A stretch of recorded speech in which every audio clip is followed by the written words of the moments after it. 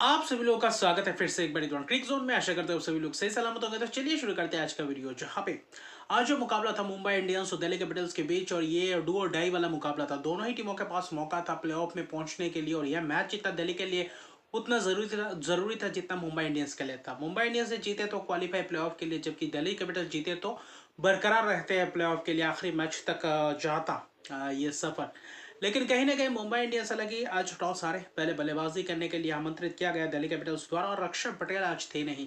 थोड़ा बहुत तबीयत खराब था पिछले 2 दिन से, इसलिए आज मैच खेलने नहीं उतरे, और वहां पे डुप्लेसी कप्तानी करते हुए नजर आए। वहां पे टॉस अच्छा खासा जीता था, पिच ढका हुआ था, तो ऐसा लग रहा था कि शायद मॉइस्चर रहेगा, पहले बल्लेबाजी कैसे करेंगे, उतने रन्स बनते या नहीं। एक सब जबरदस्त बात यह लगी कि यहाँ पे स्पिनर्सों को मदद मिलता हुआ दिखाई दिया। अमूमन मुंबई के वानखेड़े मैदान में उतना खास स्पिनर्सों को मदद मिलता नहीं है, लेकिन आज वो टर्न दिखाई दिया, आज वो ग्रिप दिखाई दिया। लेकिन जो शुरुआत था, मुकेश कुमार ने शुरुआत किया, केएल राहुल को इम्पैक्ट प्लेयर के तौर पर लाए थे, तो आज कहीं ना कहीं माधव तिवारी को लाए थे, तो कहीं ना कहीं बदलाव किए थे। दुष्मंत चमीरा, मुस्तफिजुर रहमान, वहाँ पे मुकेश कुमार, तो वैसा ही कुछ था। मुंबई इंडियंस की तरफ से भी वैसा ही कुछ था, वो कुछ खास बदलाव नहीं। मिचेल सैंटनर को लाए थे स्पिनर्स, क्योंकि था इसलिए स्पिनर्सों के लिए मददगार था, तो इसलिए मिचेल सन्ना को लाए थे, जो कि अच्छा खासा साबित हुआ। वही दिल्ली कैपिटल्स शुरुआती क्षण में पहला ओवर जबरदस्त गया था, एक चौका लगाया था कवर्स के ऊपर से रोहित शर्मा। फिर अगले ओवर में चमीरा ने गेंदबाजी की और स्लॉट में गेंदबाजी किया, और वहां पे सीधा खेला, और ऊपर से खेला सामने वी के क्षेत्र में खेला, जहाँ पे पूरी तरीके से लगातार 2 गेंदों में 2 छक्का लगाया रायन रिकल्टन द्वारा। और रायन रिकल्टन ताबड़तोड़ अंदाज में बल्लेबाजी करते हुए दिखाई दिए। फिर कौन आया, फिर आया वहाँ पे मुस्तफिजुर रहमान आया, जब लाए वहाँ पे कारगर साबित हुए। पहले ओवर में रोहित शर्मा को चलता है कि अब बाहर जाते हुए छेड़खानी करने गए, 5 रन बनाकर चलते बने, कैच दे बैठे। फिर कहीं ना कहीं विपराज निगम को लाया, अच्छी खासी स्पिन दिख रहा था, टर्न दिख रहा था, वहाँ पे 2 चौके जड़ दिए विल जैक्स ने। फिर अगले ओवर में विल जैक्स ने मुस्तफिजुर रहमान को आरे हाथों लिए छक्के चौके लगाया, तो वहाँ पे पावर प्ले अच्छा खासा गया था, लेकिन विकेट्स भी गए थे। आखिरी पावर प्ले के आखिरी ओवर में मुकेश कुमार ने कहीं ना कहीं विल जैक्स का विकेट चटकाया, विपराज निगम पीछे भागते हुए जबरदस्त कैच पकड़ा मिड ऑफ में। वही 21 रन बनाकर चलते बने, 13 गेंदों में एक थोड़ा बहुत तेज तरार प्रदान कर दिए थे रायन रिकल्टन के साथ मिलकर। पावर प्ले कहीं ना कहीं अगर आप देखें तो 54 रन पावर प्ले में रन्स बनाए थे। पावर प्ले के बाद ही कुलदीप यादव का भी वैसे ही था, सूर्य कुमार यादव आए थे, स्वीप मारने गए, फाइनल क्या तो कैच था, मुकेश कुमार के हाथों से कैच छटक गया। करीबन वहाँ पे अगर आप देखें तो वही 6 7 8 रन पे थे। वही सूर्य कुमार यादव, अगर वहां पे विकेट जाते तो शायद वहां पे और मैच पूरी तरीके से फंसते। लेकिन फिर स्वीप मारने गए रैन रिकल्टन, और कहीं ना कहीं डीप स्क्वायर के हाथों कैच दे बैठे, 25 रन बनाकर चलते बने।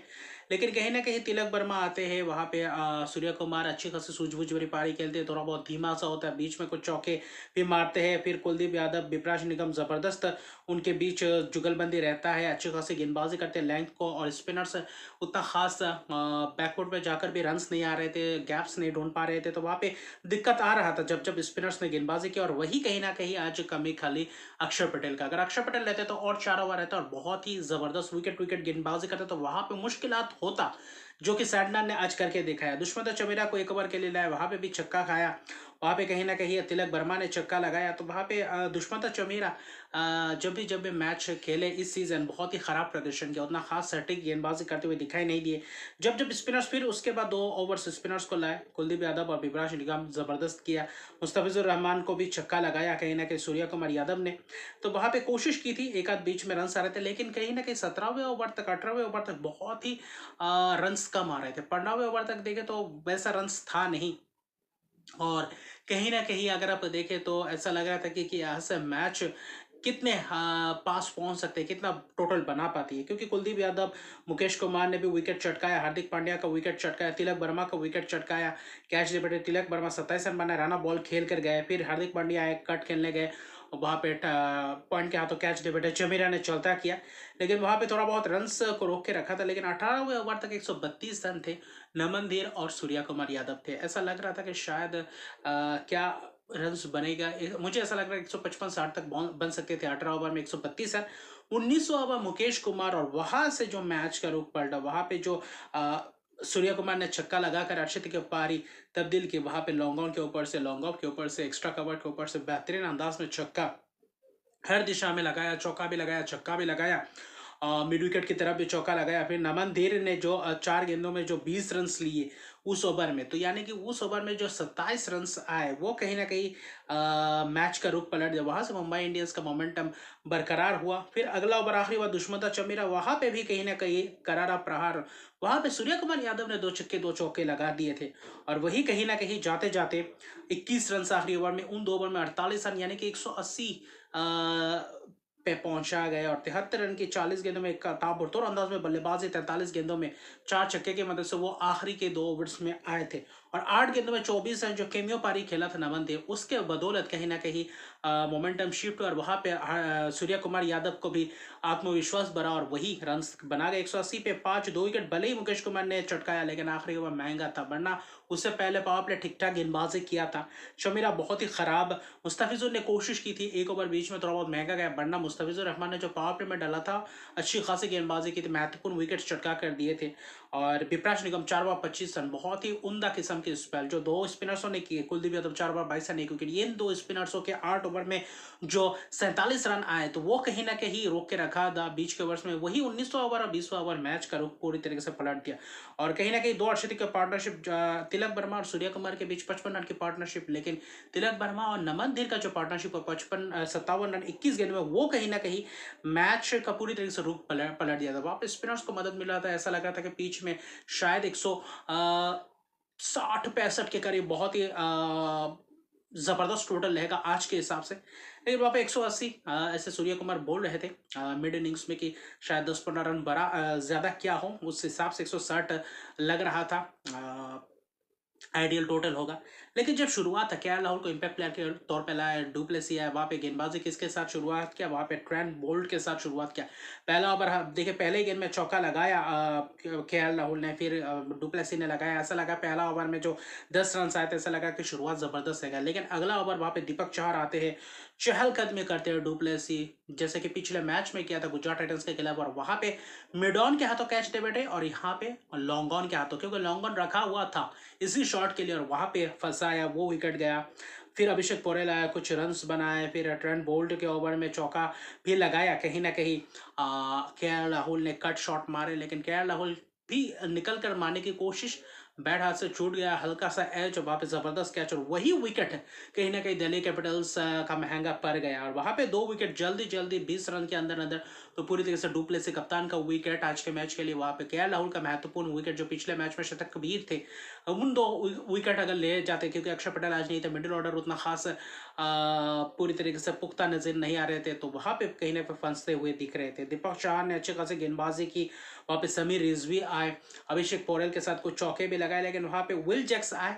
आते ही अभिषेक पोरेल, क्या जबरदस्त स्टंपिंग हुआ रयान रिकल्टन द्वारा। वहां पे कहीं ना कहीं 11 रन, 6 रन अभिषेक पोरेल स्टंपिंग के शिकार। टर्न जबरदस्त हुआ, टर्न और बाउंस थोड़ा मिला, विल जैक्स को लाए थे इसी के लिए, वही विकेट चटका करके फिर विपराज निगम को लाए 5वें नंबर पे। नोबल हुआ, छक्का लगाया पॉइंट के ऊपर से, एक्स्ट्रा कवर के ऊपर से। फिर देखे तो चौका, उस ओवर में कहीं ना कहीं 16 रन आ गए थे विकेट गिरने के बाद। वैसा लग रहा था कि क्या यहाँ पे मोमेंटम शिफ्ट हो रहा है, वहां पे पार्टनरशिप बिल्डअप कर सकते हैं। अगले ओवर में मिचेल सैनर के भी ओवर में कहीं ना कहीं चौका लगाया था समीर रिजवी ने, विपराज निगम ने। लेकिन कहीं ना कहीं मिचेल सैनर को पावर प्ले के आखिरी ओवर में लाए थे, एक ओवर जबरदस्त टर्न भी दिख रहा था थोड़ा बहुत। फिर 7वें ओवर पावर प्ले के बाद कहीं ना कहीं जसप्रीत बुमराह को लाए, बुमराह ने भी ठीक ठाक गेंदबाजी की, एक चौका भी लगाया समीर रिजवी ने। लेकिन जो मिचेल सैनर 8वां ओवर करने लाए, वहां कहीं ना कहीं मैच का रुख पलट गया। वहां पे सिर्फ 2 रन आए, टर्न हुआ, बाउंस हुआ, और विपराज निगम कहीं ना कहीं फंसते हुए दिखाई दिया। और विपराज निगम का विकेट कहीं ना कहीं महत्वपूर्ण था, कॉट एंड बॉल, हल्का सा टर्न बाउंस, उससे पहले वाले ओवर में कहीं ना कहीं कैच छूटा था वहां से। वही अगर आप देखें तो मिचेल सैनर का गेंद था, पावर प्ले का आखिरी ओवर था, वहाँ पे थर्डमैन, शॉर्ट थर्डमैन पे खड़े थे बैकवर्ड पॉइंट पे, वहाँ पे रोहित शर्मा, और उसी के बाद चेंज कर दिया गया, करण शर्मा को वापस लाया गया। वहाँ पे कैच छूटा, ऐसा लगा कि अब विपराज निगम का कैच महंगा पड़ सकता है, जैसे कि ताबड़तोड़ अंदाज में बल्लेबाजी कर रहे हैं, लेकिन सैटनर ने उनको भेज दिया। फिर करण शर्मा आए, करण शर्मा के उस ओवर में थोड़ा बहुत 10 रन गए, एक छक्का लगाया था समीर रिजवी ने बेहतरीन अंदाज में। फिर जसप्रीत बुमराह आया, विकेट चटकाया। किसका विकेट चटकाया? वो था कहीं ना कहीं ट्रिस्टन स्टाफ्स का। ट्रिस्टन स्टाफ्स सरकार हालांकि देखें तो एलबीडब्ल्यू के शिकार हो गए और कहीं ना कहीं ज़बरदस्त तरीके से अंदर आती हुई गेंद में फंस गई। यानी कि बुमराह को जब जब लाए इफेक्टिव रहे। बाकी स्पिनर सैंडनर ज़बरदस्त, सैंडनर को फिर लाया, 2 रन दिए। करण शर्मा उससे पहले महंगे रहे आज। करण शर्मा 2 ओवर पूरी तरह से महंगे रहे, छक्के चौकों की बौछार की आशुतोष शर्मा और वही समीर रिजवी। समीर रिजवी का भी कैच छूटा था यही करण शर्मा की गेंद में विल जैक्स के हाथों से, बढ़ना वहाँ पे चौका गया। तो कुल मिलाकर यही एक आध ओवर तो थोड़ा बहुत रन आए, दीपक चाहर के ओवर्स में रन आए। लेकिन जब मिचेल सैंडनर 15वां ओवर डालने आए, वहां पे विकेट 2 चटकाया। और किसका विकेट चटकाया? समीर रिजवी। बोल्ड अंदर आती हुई गेंद स्वीप करने गए, हल्का सा स्लो फेंका, लेंथ गेंद था और वहां पे बाउंस मिला और वहां पे बोल्ड हो गए।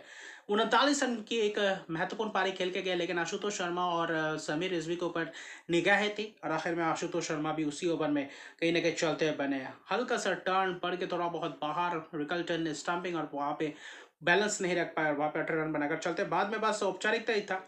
बुमराह आए, विकेट चटकाया। करण शर्मा ने भी आखिर में जाते जाते एक विकेट चटकाया। किसका विकेट चटकाया? वो था कुलदीप यादव का।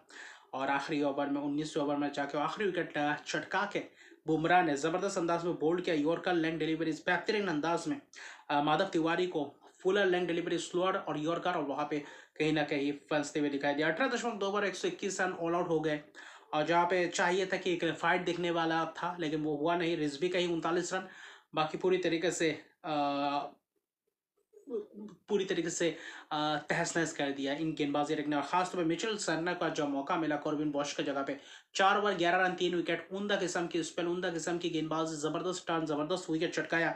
विल जैक्सन को जिसके लिए लाए थे वो अभिषेक पोरेल का विकेट चटकाया। फिर दीपक चाहर शुरुआती क्षण में, ट्रेंट बोल्ट शुरुआती क्षण में, भले ही उनके खिलाफ थोड़ा बहुत रन गए। बुमराह भी जबरदस्त, 3.2 ओवर 12 रन 3 विकेट। यानी कि बुमराह और सैंडनर की जुगलबंदी ने पूरी तरीके से मिडिल ओवर में ही मैच खत्म कर दिए थे। जहाँ पे आशुतोष शर्मा और समीर रिजवी का एक ओवर में विकेट चटका, वहां मैच पूरी तरीके से अपनी गिरफ्त में कर गए।